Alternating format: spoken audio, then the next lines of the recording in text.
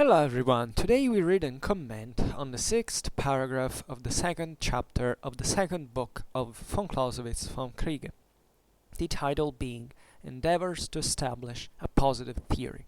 The text follows: There arose, therefore, an endeavour to establish maxims, rules, and even systems for the conduct of war. By this, the attainment of a positive object was proposed, without taking into view the endless difficulties which the conduct of war presents in that respect. The conduct of war, as we have shown, has no definite limits in any direction, while every system has the circumscribing nature of a synthesis, from which results an irreconcilable opposition between such a theory and practice.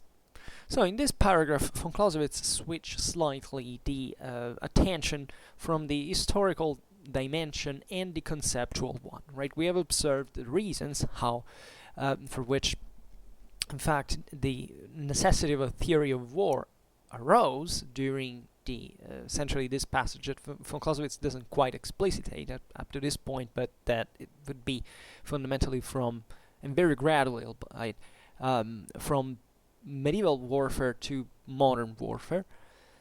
And at this point, we have observed why and how this theory arose, but now he explains how this awareness, that this need, this acknowledgement of the necessity of a theory was addressed from a strictly theoretical point of view, right, conceptually speaking. So von Clausewitz writes, There arose, therefore, an endeavour to establish maxims, rules, and even systems for the conduct of war. We've seen it already in the previous paragraph. He restates that, and this is important though, because von Clausewitz doesn't repeat things for no reason, because it really expresses the very gradual, but also the initially empirical dimension of this process, right? It didn't start as a built-up theory, right? This was really a new field of experimentation in the same history of European civilization. Such problems had never been posed quite in the same way, right? So it's something that, historically speaking, is new, is a novelty, and there is a big deal of difficulties now, as we will see, from a methodological point of view, and also from a general setting. This idea of being able to accomplish something. Von Clausewitz had concluded the previous paragraph saying that, if there hadn't been fundamentally a central pivot, right, around which certain appreciable laws could be formulated, people would have ground disaffection, discouraged towards this endeavor. So there was an initial confidence, positivistic confidence in the possibility of drawing a theory of war that could attain very practical and but directly, even scientifically applicable action with success, right? So it starts from maxims and rules, not really from laws and certainties, right? It started saying like usually things happen that way, and therefore we can generalize, saying that every time something happens, usually this can happen. Maybe there are a bunch of other problems, but fundamentally the concept stopped there, largely, right? And this eventually starts taking the form of something more complex. There is a system proper, and this is I would say development that starts occurring pretty evidently in the 17th century. We mentioned Montecuccoli as this kind of connection between Machiavelli and von Clausewitz as the greatest military theorists of Western civilization between the 16th and the 19th century, right? And von Clausewitz is a reaching point. It's the full achievement of this theory, although through ways that had been quite difficult and that had brought these theories to fail at the end of the day. So von Clausewitz explains why the initial approach was wrong and why, what limits fundamentally such system of the theory of war intrinsically has. So von Clausewitz goes on and says, by this, the attainment of a positive object was proposed. So here, that's the point, without taking into view the endless difficulties which the conduct of war presents in that respect. This is very important. We all have this, excuse me, this tendency, right? It's a positivistic approach is typical of any endeavor, I would say. You can't start something by, without the confidence in achieving something in the process. Maybe not reaching the full result that you expect, but doing something that really gets to one point, right? The problem is that when such expectations start with the with the, let's say, ignorance of the of the limits of knowledge and what can be achieved, right? Here we're talking about times in which not even classical physics, for example, had been, or mathematics as we study it today, was formulated, right? So there was a real problem, and this was actually a great moment of experimentation of scoping on this scientific world that, for the first time, was kind of giving promising results at the end of the day, but that was still regarded in somewhat an empirical form that didn't show you what the world tendency, the world direction of the thread could bring you to. So it was believed in some cases that progress could be, if not unlimited, at least something productive in a quite of a much easier way that it was expected, right? So this is we're talking about positivism, as usually we talk about positivism rightfully for the 19th century, right? So a moment to which the progress as we intend it today, think about the Industrial Revolution and all this scientific knowledge. When we introduced von Clausewitz in that video titled Von Clausewitz's Life and Times, we have made this countless list of scientific, but not just scientific, also philosophical and literary achievements that this world was producing, right? And this is the moment in which modernity really starts gaining an overconfidence in itself, right? And von Clausewitz definitely belongs to this world, but in an intelligent way, that is exploiting the knowledge that seems to be out there. You realize that von Clausewitz has a sound scientific mindset. He has a very clear way of reasoning and of grounding, of basing his intuitions on actual evidence, and with a very practical but also effective thought that indeed took much from science, from philosophy, he was a very cultured man in this regard, for building this theory, right? But what is perhaps let's say more important to stress in here is that the limits of theory in a scientific sense were still to be tested in this world. So logically there was a very different attitude regarding the establishment of a properly positive theory, right? Not a positivistic attitude, but the idea that things could work if properly planned and researched, and it could take you literally everywhere. Or at least there were some models also that had provided for this. Mathematics was definitely a great pole of attraction in this sense. That in the Renaissance everything was based on this ancient idea of the harmony of proportions and the perfect shapes and forms that dominate the world in a certain sense. So if you interpret them correctly, you can even find who knows what, and starting even with the philosophical stone, you can turn things into silver, into gold, and all this world has a sense, right? So here the that was still quite mixed with ideas like of magics, of alchemy, and stuff like that.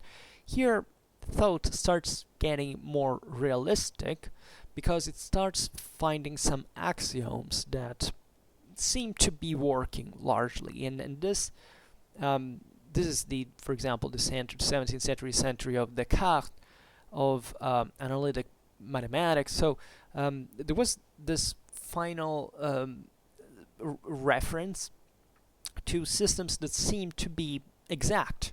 Science started to finally acquire its most its properest language, right? The 16th century with Galileo had been mostly, and then with had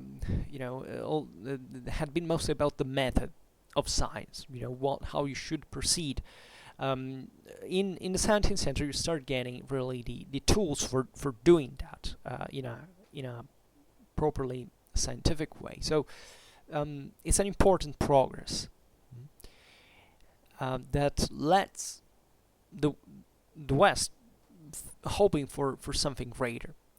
But at this time, it couldn't take into view, right? This is what von Clausewitz is telling us, the endless difficulties which the conduct of war presents in that respect.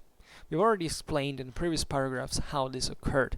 It was not a real detachment or abstraction from the practice of war, because whoever led troops from the field knew naturally that things are enormously complicated.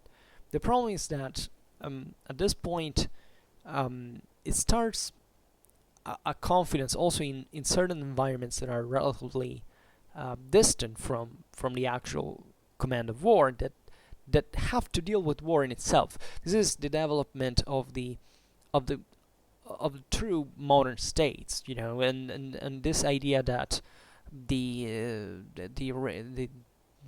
powers of Europe are not just a sum of feudal possessions, but something more organic, something more centralized, that therefore needs necessarily to start considering even the employment of armored forces under a more directive and theoretical guide, right? It's the theory of employment of these means at the end of the day, which still hasn't had the time to test the discrepancies that exist between the two things, this positive theory and the conduct of war proper. Because at the end of the day, the positive theory should have a theory of the art of war, let's remember it, is narrowly about the conduct of war proper, Krieges, right? So, to tell it like von Clausewitz. So, the reason was that objectively part of these notions were still very far from conceived as applicable in practice. They were starting as general reflections in this system that could be started to be applied and thought on the field. This mostly will happen in the 18th century, where there is for other reason a greater confidence in this axioms and systems. But it still can afford to make these speculations without them to be taken seriously, right? This is a moment in history where nobody would have been. There was no way that you could apply something so abstracted from reality to there weren't the means to political and social system, hence also on the military. Just still the world worked in a much slower in kind of natural way that required a lot of experience, but not necessarily an enormous theoretical education. And von Clausewitz goes on and says, the conduct of war, as we have shown, has no definite limits in any direction. Wait a second. I wanted to stress another thing here. Von Clausewitz had stressed also the endless difficulties which the conduct of war presents in that respect, right? So the last thing I was talking about shows you that you know that there is this objectively this detachment from the two fields, because the endless difficulties are faced constantly. It's not that people waged the war without being aware about such difficulties. They simply didn't need, they could afford to cope with them largely with experience and practice, rather than applying theories. So once again, it's not that people didn't know what we're doing, or that military commanders before the creation of a theory of the art of war were less capable than before, relatively to their current times. War was waged, as many things, already by itself. It's important to stress. It's very important to stress when you this is a general rule when you look at the history of civilization, and you notice that at a certain point a theory emerges, right? This doesn't mean that before there was the desert. It means that before there was enough base to develop a theory. This is the problem. The theory becomes so, this base becomes so complex and so difficult to manage that you need some theoretical abstraction. Now, up to this point, it wasn't still, however, was still intellectually mature to assess the intrinsic limits that existed in the creation of a theory that could work in reality, right? So von Clausewitz goes on and says, the conduct of war, as we have shown, has no definite limits in any direction,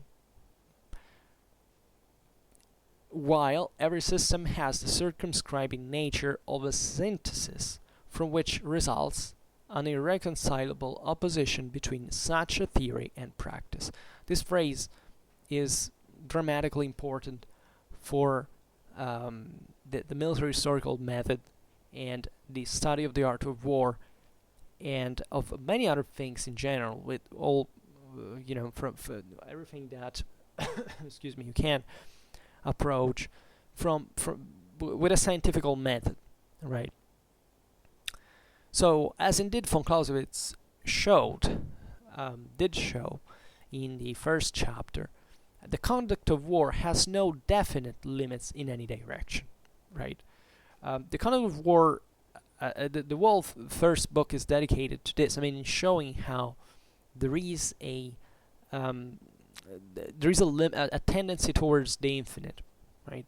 That's objectively the limit of our knowledge. Also in maths, it's not by chance that before I was quoting Descartes and the asymptotes and the the various orthogonal Cartesian axes and their meaning and their mathematical experimentation. Where is that we can up to when can we know, right? This is a very important step into the history of civilization. Understanding that there is a limit that we cannot know, right? That there is a human dimension that can stretch itself to the limit but can never reach the limit. This is a very powerful intuition that by the time of von Clausewitz had been magnificently expressed by Kant in his with the idea that there are limits indeed that mankind cannot pass. That's a more realistic assessment. It's not just the acknowledgement that there is an infinite that that we cannot reach. That's even obviously a deeper consideration in general, but it's much more theoretical. Kant had expressed clearly that there are limits that we will never, even within us and the infinite, we will never reach, right? That is, humanity is to remain confined into its own limits that are pretty miserable limits, by the way. You can't have a very positivistic approach to science and have a bit of myth of progress, but indeed we still live in a incredibly primitive world even today. I mean, you just look around yourself. I mean, we don't it seems to us that we have achieved who knows what, but like in all historical epochs, it was not really a big deal. Not even now it seems this huge deal. Still living in a highly mechanical in its attritional dimension world. Think about wires, and still, our technology is pretty primitive, to hardware connected than we think, even though we seem to be living in a sort of digital reality, but the reality is instead very, very different. So aside from this, and naturally von Clausewitz is perfectly aware of this, right?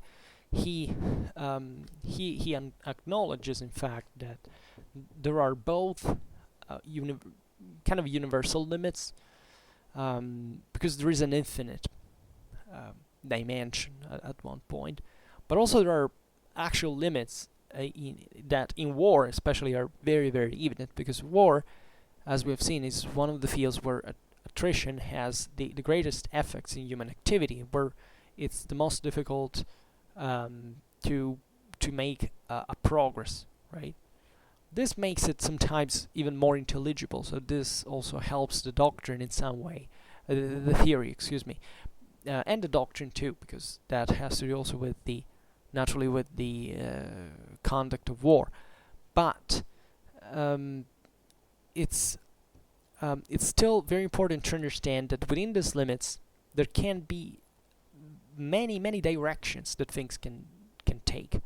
This is why it's important, this passage, because it makes you understand that despite everything in war seems apparently so simple, and it really is by a certain standard, because it's reduced also in terms of military everything, like even military organization is reduced to relatively simple things, exactly to cope with this increasing complexity, for which simplicity, unity of command, proper planning are crucial elements in war. But still things can go in the most different ways, because there are many little things that act at all times, and they change, and they come and go, and they all interact, and of which we cannot keep track of. So it's basically impossible, even limiting war in time and space, to build a proper science of war, right? And you can only have an art of war, hence a theory of the art of war, and not a theory of the science of war, because here it is, theory of science of war sounds objectively like a very difficult word to the definition to believe in the first place. I mean, that gives you the idea of how, what can it ever be, a theory of the science of war. It sounds too positivistic already by itself, but when you think that there is actually a science of war, I never actually heard anyone thinking about that, but it seems that the general approaches towards military matters are extremely simplistic, extremely definitely overconfident, and in fact positivistic in nature, for which just do that and things will go okay, right? As if everybody was a general at the end of the day. So it's evidently not. Now, and von Clausewitz in fact writes, while every system instead has the circumscribing nature of a synthesis. So here, that's the problem.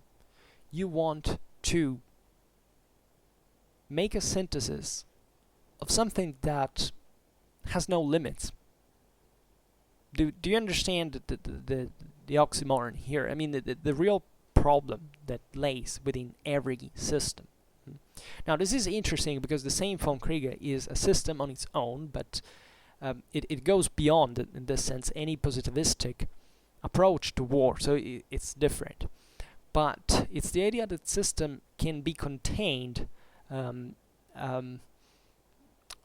better, can contain some positive notions on the application of the military, let's say on the conduct of war proper, and that could work, right? So von Clausewitz is highlighting by saying from which results are an irreconcilable opposition between such theory and practice, that is all about what the greatest mistakes about war are at the end of the day made, right? It's this idea that you can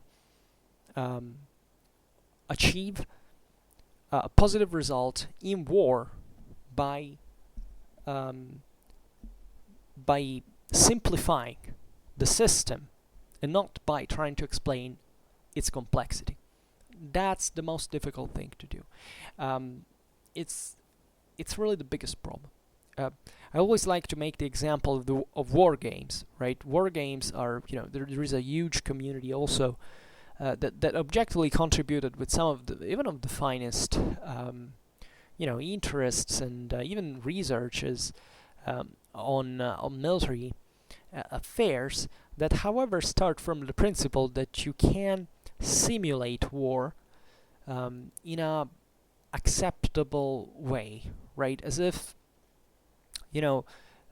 especially, let's not, I don't want to leave you with the prejudice that war games are useless, because as a matter of fact, the same military does make an awful lot of war games, and that is tremendously effective, right? I think it happened to many of us to actually play on video games that actually came from softwares that the military had used before. Never talked about this, but there are, well, maybe one day I can expand on the topic, but let's say that the challenge here that you're making is definitely trying to reach the infinite by, at the end of the day, limiting your options. And that's the real contradiction. I mean, you can naturally expand your options by saying, okay, well, we will try to make the system more complicated as possible, so that there are these war games that come out with an entire book of rules, so that theoretically should be realistic. But that's fine, because that also helps you in some way to phrase certain concept. But at that point, how really important it is. First of all, you're still limiting the system, right? And you have to accept that as a human being, you live already into a world that has no such limits, and towards which, however, you can only tend, you can never reach fully. That's our existential condition. So, secondly, even if you put a limit to this, do you really think you can? It's easier for you to keep track of this system. Like, okay, that can get you more used to unexpected situations that you can cope with. And there is also a very important element of surprise and ever different scenarios that can pretend. But at that point, isn't it that better to, instead of simulating this reality, studying what reality has really produced? In other ways, instead of playing games, why don't you study military history? Or do both, actually, because the real problem here is also understanding. War games are terribly useful because they make you understanding here what the problem of the system and what the limits of the system are. Because if you instead start only from a wargaming history perspective and you say, well, that's all I need to know, because it's not about the historical knowledge, it's about, the historical knowledge, but declined in the way, I don't know, what kind of weapon did that type of soldier use, or what color, that uniform was, or, what theoretical factors can intervene. Well, it sounds a bit of a restricted approach to the matter. Because even if you wanted to count on weather conditions. Well, you should be a meteorologist in order to have a realistic assessment of what that could mean. And still, even if you were to have a same meteorologist's competence, would you be able to understand how that impacts, I don't know, on the soil, on the terrain, and how in turn that reflects on an army?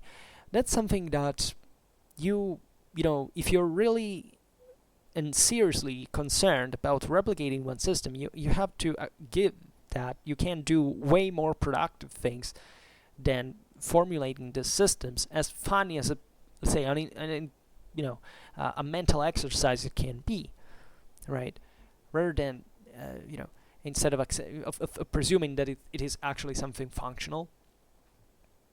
It's debatable, because as we have seen, we need war games. The same military needs war game. It's always been out there. Simulations have been the heart of so many military success, and the lack of it definitely also of catastrophes. So, and remember that war is always more about the more intelligent, not about the stronger, right? So this is important, because even the mental exercise gets you used to certain problems. The important is that you do not circumscribe them to something beyond which you don't look at, because war is in this sense operating at all levels, that they don't wait for you to understand them before they hit you hard, right? It's like an example with chess, right? You think playing chess is something, chess is something strategical, for example. No, chess is practically influent to the conduct of war. It did originate from certain feudal backgrounds, let's say, contexts, let's say, but it's just a divertissement. Same Napoleon disliked chess, for example, because it said, it's too simple. It doesn't present you with real challenges that a real war accomplishes with. But just to make an example, just think of the difference that you would play chess like. Think about the variable of time, that it was dramatic importance. Like, games have rules. This is the idea. A game, if you lose a chess game, you don't get your house destroyed by a bomb, right? Well, just imagine what it would be to play chess if that was one of the rules. It would be completely different. And in many ways, that's the problem of war, that it attacks you at levels that you didn't expect. So chess is also bidimensional, even just from a physical point of view. We have to think of all the limits in here. It's a bidimensional world. Yeah, okay, there are those chess games that are multiple plans. I don't know if you've ever seen them, of superimposed grounds of chess, but you understand what I mean. Reality is way more complex than every single thing that we can even presume to simulate. That's the real point, and that's what makes things so interesting in war, right? So we'll observe naturally in the following videos that the only way to acquire a realistic understanding of war is studying military history.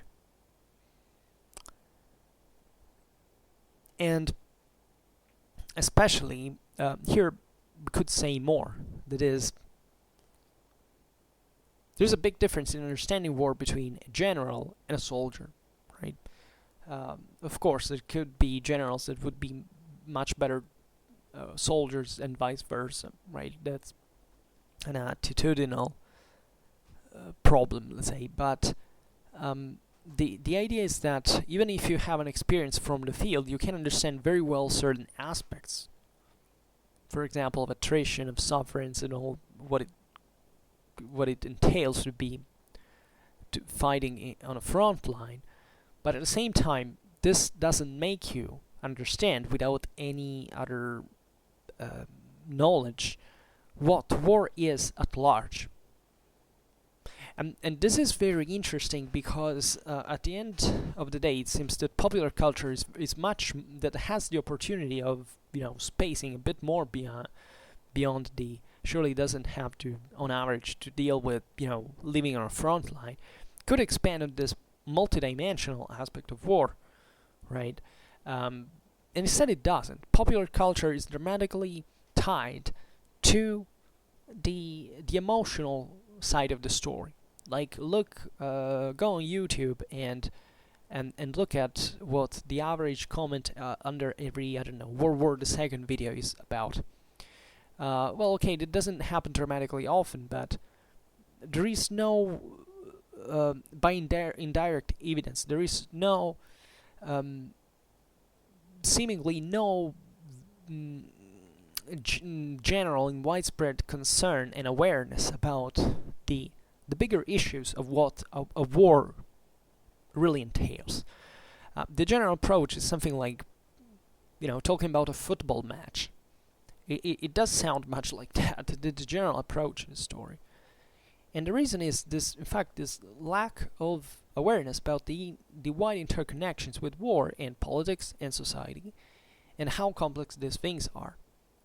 So reducing war to equations is like, or to few phases, to a few phrases and data, doesn't make it simpler. That's not the point.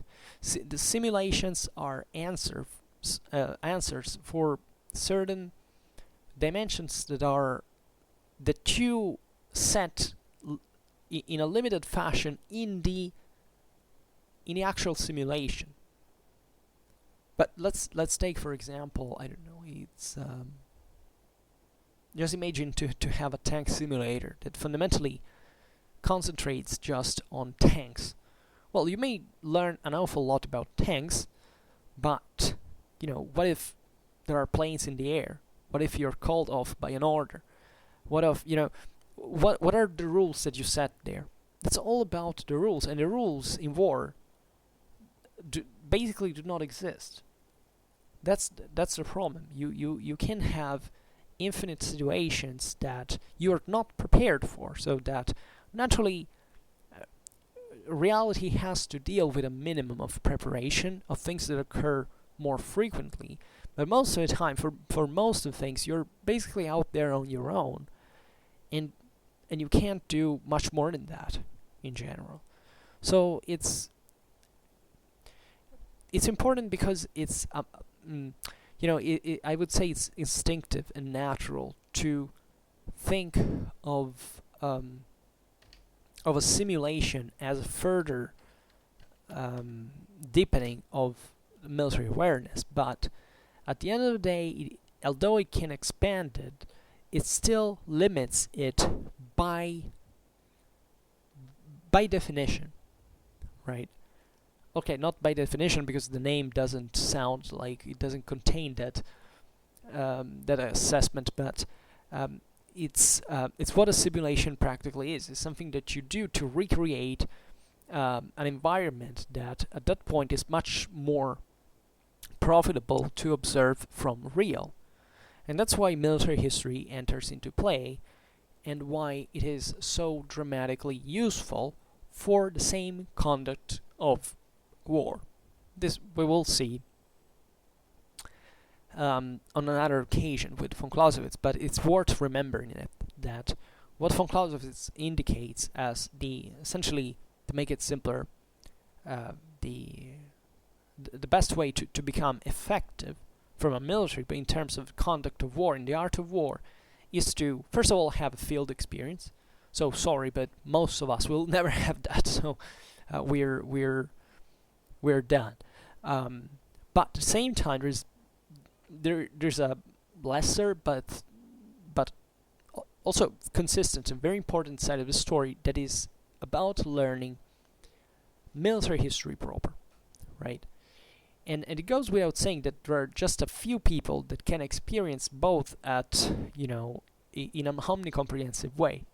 That's why before I made the example of the general and of the soldier, because already a lieutenant has a normally the more you rise through the ranks, and the more you have this general view of the story. So it's sometimes very, very difficult to, even as a military man, to have full awareness of what is going on. It sounds harsh because we have this idea that war in fact is mostly an emotionalistic thing. It's like essentially going camping and experiencing the most traumatic things of your life ever possibly imaginable. But this approach doesn't tell you anything on how war is waged in general. At the upper echelons, they are the ones that effectively determine by largely, massively, what will happen on that field that we are so interested in, because it has this emotional dimension attached to it. And this is the problem, right? And military history is the only way to study war in a in the most, let's say, in the most positive aspect we ever can. The other option is leading an army from the field, but of course we can't do it. But from military history, that is not necessarily less than what a commander knows from the field, by the way.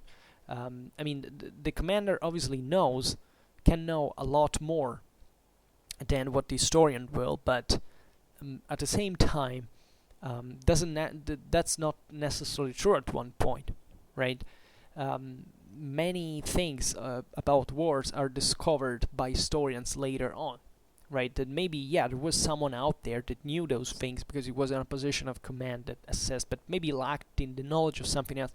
And that's why military history is so important, because it allows you to exercise you on levels with all the due commodity, so not with the pressure that derives from leading an army, and to find out better these relations.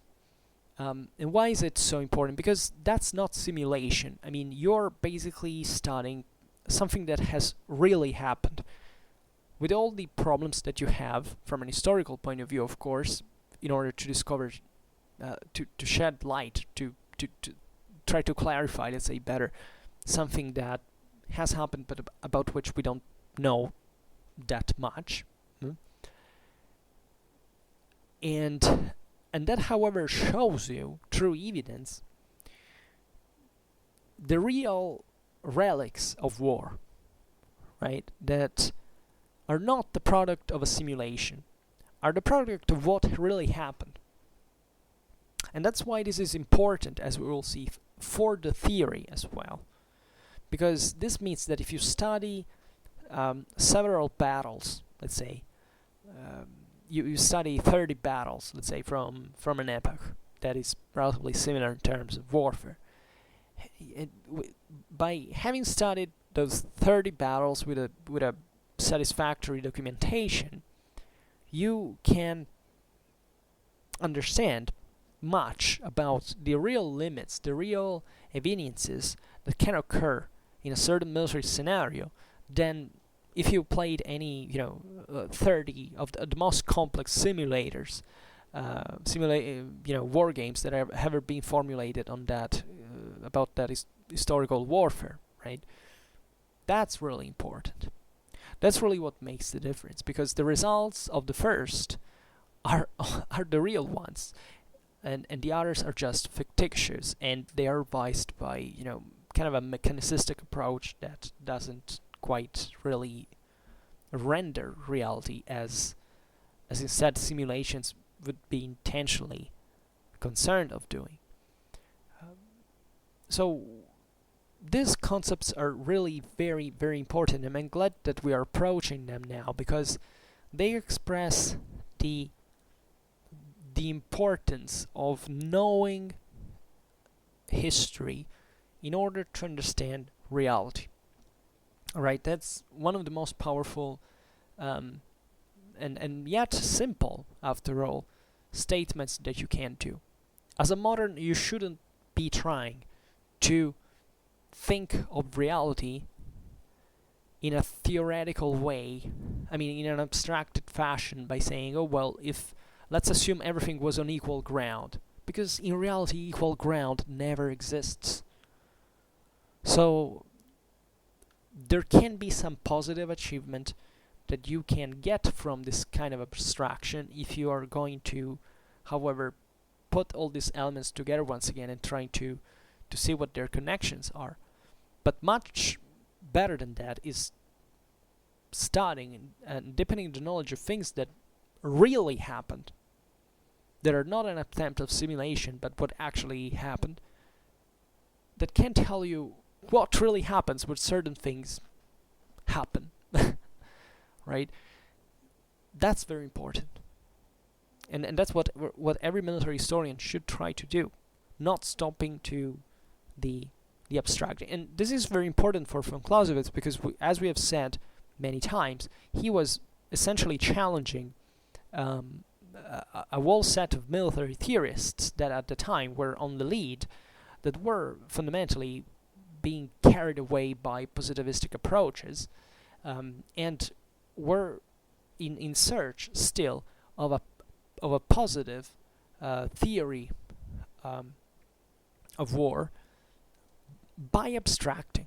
That is, not concentrating on all the mess that happens and acknowledging that by definition you cannot have a positive theory because you cannot know during the conduct of war what is happening about most of what is happening at all times, and that therefore you have to start from a different base. But that we're thinking that fundamentally by abstracting you could find those real principles and then you could reapply once again, and this thing crumbles because the moment in which it comes down, it doesn't find real application. The more you abstract it, and first of all, the least meaningful it becomes, because what the obvious limit, the obvious tendency that von Clausewitz in fact spends his whole first book to discuss is showing how things would be basically impossible. That we would need not to be human in order to deal with a theory of that kind. That is, we have intrinsic limits that cannot be eliminated. Our cognitive limits are dramatic, and we can't do anything in order to improve them, because our knowledge is based on those limits. So even if you were to program something to simulate something else, it would still base on your limits, right? Obviously there are machines that can do now what most humans can, what humans can't do, but they're still machines that work in a way that humans have programmed, in a way that own certain intrinsic limits themselves. So von Clausewitz is really the genius who instead, in front of a positivistic approach to war, says, you know what, this is all wrong. It doesn't work. It does not work. And he demonstrates that. In the whole first book, he makes all of the statements like, let's assume that war was devoid basically of any constriction. Would it be a real war? Basically, you start from a metaphysical step by saying, that war doesn't even have a physicity, and instead we have to confrontate with that at all times, and there are intrinsic limits to our strengths, to our thoughts. So that's where the whole point revolves around. So von Clausewitz is the one who says instead, once that you acknowledge what your limits are, and these are alarmingly narrow, you have to accept that if you want to win war, you have to accept, first of all, always the impossibility of a positive outcome, or let's say a positivistically achieved outcome. And secondly, that you need to reformulate a theory of war on different bases. That is mostly patching, pretty bad situation that you already know that it's gonna be bad even before starting, rather than thinking that you can, pull it through simply,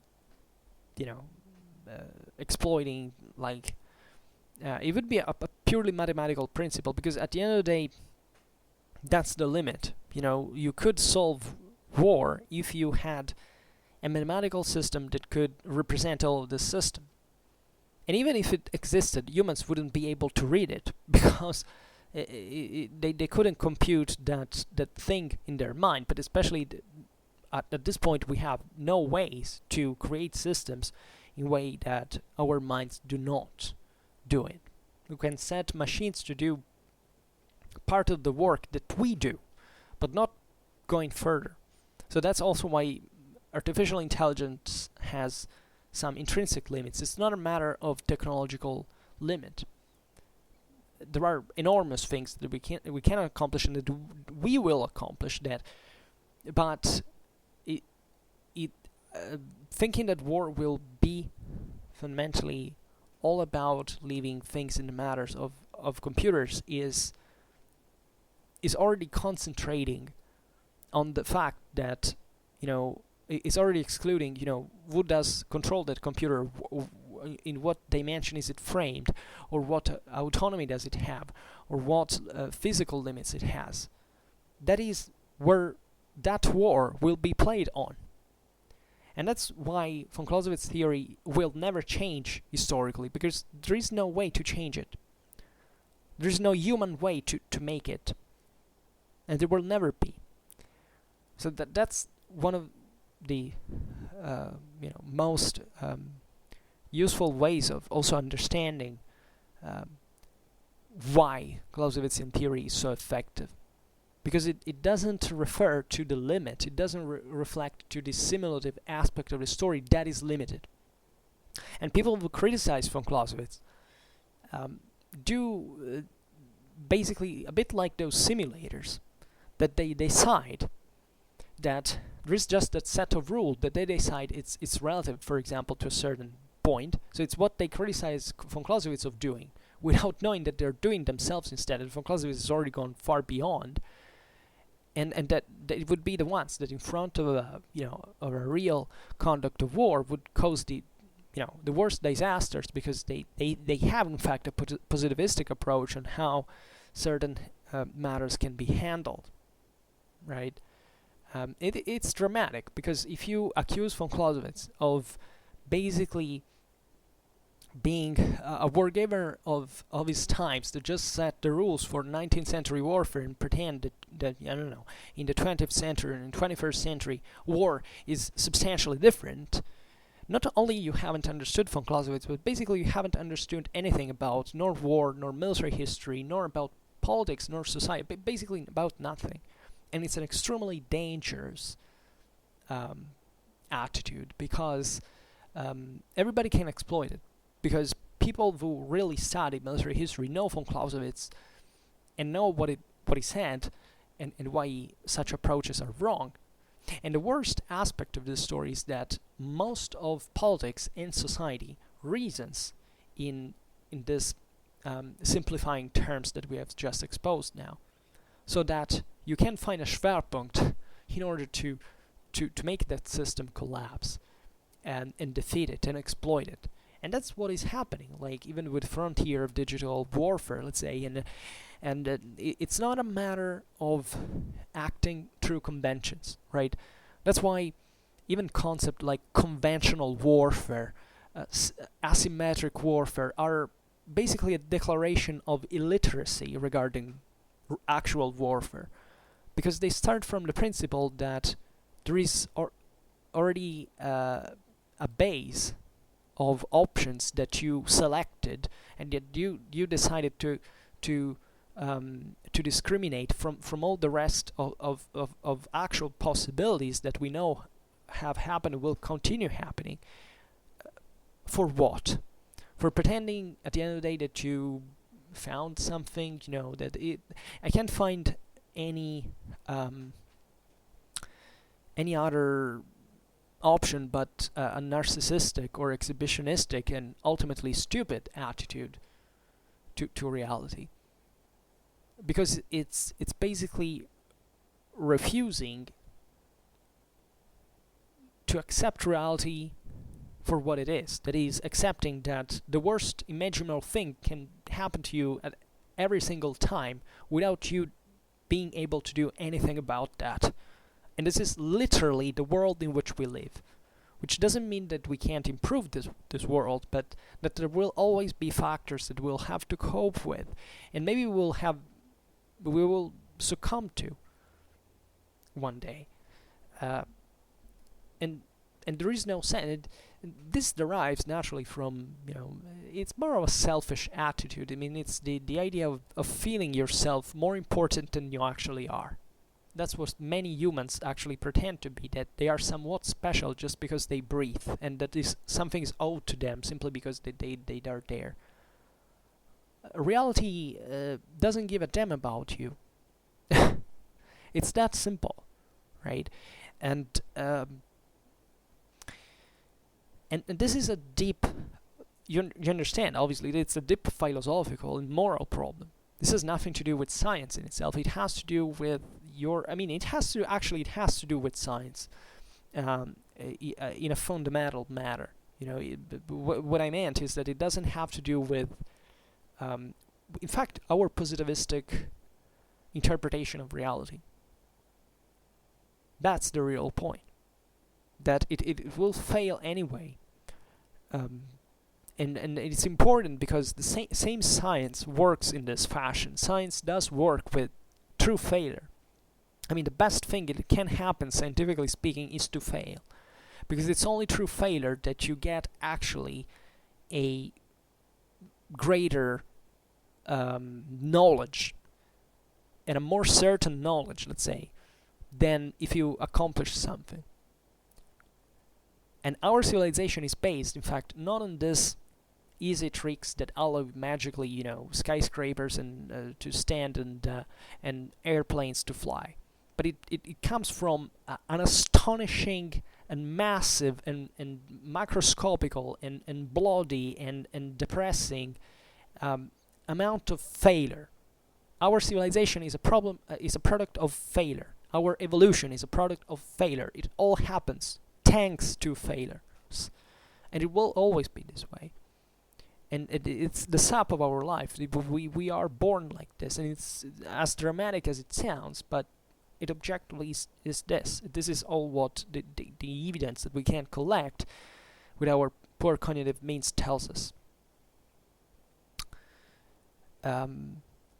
And I know it's disconcerting, but it's if you never thought about it, but more or less we know it is so. But it's also disconcerting that we kind of arrived to this point in our in our philosophy as a civilization, etc. And we still haven't. Most of the people completely don't care, and that's why most people don't know about von Clausewitz. Fine, it happens. Most people don't know almost anything, telling the truth about anything. But once that you acknowledge the existence of von Clausewitz, you should also listen to him, and not pretending that you're somehow better because you have a positivistic idea of how society goes. Because what von Clausewitz tells you that such attitudes bring to will happen exactly as he says. And of course there is also the problem of not being intelligent enough to realize it. I mean, it's not just an excuse of lack of education, the fact that you have to work instead of studying, or it's really about having a bit of perspicacity. I don't know how to say that, but once you're presented with a complex thought, it is true it's difficult to understand it. But you could there's a big difference between being ignorant and staying open, and knowing something and refusing to accept something else, even if you know that could theoretically work. That's the difference between ignorance and stupidity, fundamentally. The ignorance is, generally speaking, if it wasn't driven by malice and these forms of stupidity, in fact, would be something fine. But then it becomes stupidity when you start denying what you actually can know at the very moment. But it's a bit like in a more apologetic fashion. It's a bit like having heard, I don't know, a song, a foreign in a foreign language for all your life, but not knowing that language and have never read the lyrics or tried to translate them, and therefore knowing maybe all what it sounds, but never understanding what it fully means. Well, that's a bit what intellectual limits appear like.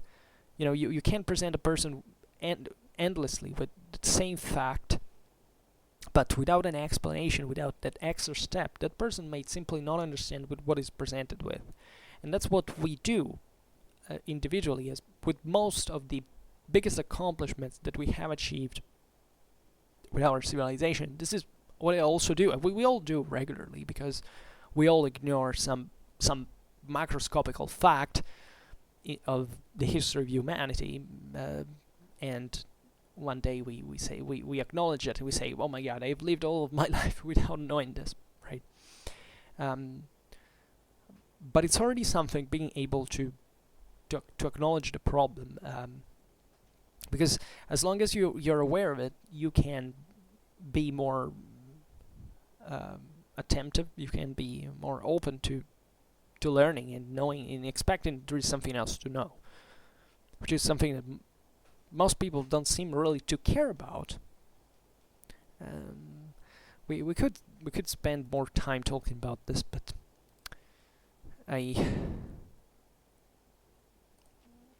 hope I had